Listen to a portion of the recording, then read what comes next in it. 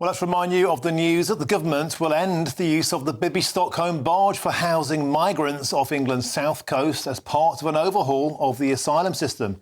The contract for the barge moored in Dorset will not be renewed past January as demand for such accommodation will be reduced by moves to clear the backlog of asylum seekers as announced by the Home Office yesterday.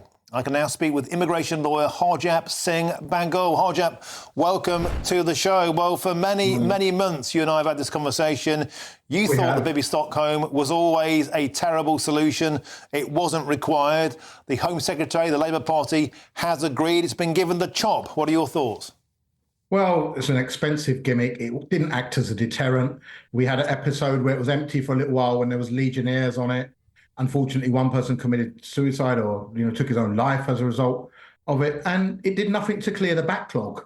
Whereas now this 20 million can be saved from January, and as Labour are doing, are reinvesting into 1,000 new caseworkers to clear the 100,000 backlog. In fact, Angela Eagle, the Home Office Minister, she said to the MP, Lloyd Hatton, the South Dorset MP, that these people who are currently housed on the Bibby Stockholm, they're going to be processed as a matter of extreme urgency. So we're expecting them to be processed in a matter of weeks, not months and years, like they're being held on a barge. There's no point holding these migrants for months and years when they should be processed. And by processed, it doesn't mean letting them all live here. It actually, the Home Office referred to it yesterday, that the initial processing of the 100,000, they were going to try and assess and return those from safe countries such as India, what they deem as Pakistan, Nigeria, and Albania. So that's what they're looking to do, the government, and they're saving money at the same time. And also, especially after the story on Sunday broke by a newspaper, that the hotel system involved some sort of commission fee for middlemen as well, which was costing the taxpayers millions of pounds a year. And, these contracts were signed with 3 companies for billions.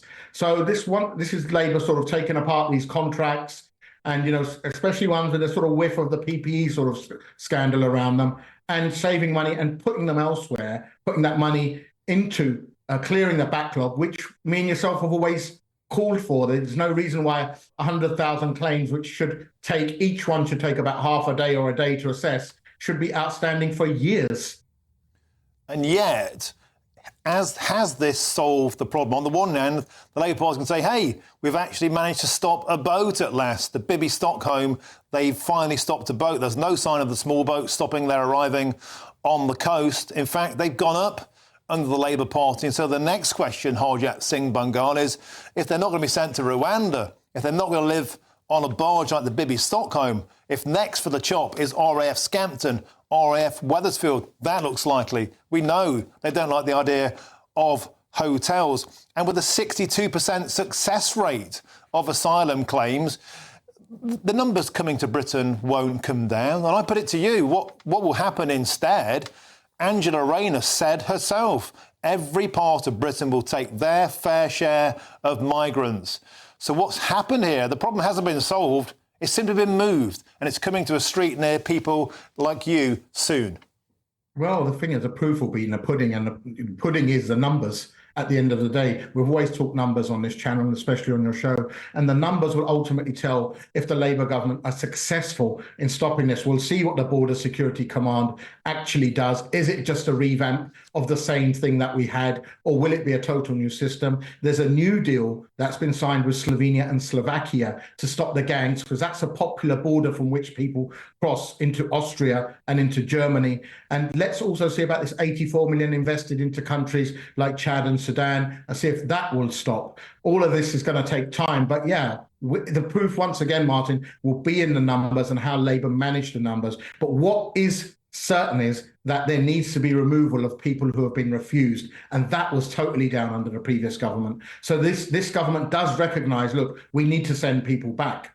And as for boats, it did send one boat back last week. Under what circumstances, we're not sure. But that surely does show, look, hold on, we can turn around the boats, or we can manage this to some sort of level. Lawyers didn't stop that boat. Judges didn't stop that boat. The French didn't stop that boat. So we'll have to see how this all plays out. At the moment, it's a new government, new language, Will it work? Let's have a see. Let's see how many people are removed in a few months' time. Let's see how many numbers of people coming over are actually sent back. That will tell the tale, Martin. Well, Harjap Bhangal, Nigel Farage gave his maiden speech in Parliament a short while ago. He said the last Labour government, the Tony Blair government under David Blunkett, they were tough. They sent people back. You and I have spoken about that often. He says he doesn't think the same thing will happen under this government due to the ECHR. We're going to have to leave it there. I've simply run out of time. But I know we're going to talk about this again sometime soon. Immigration lawyer Harjap Bhangal, always a pleasure to have you on the show.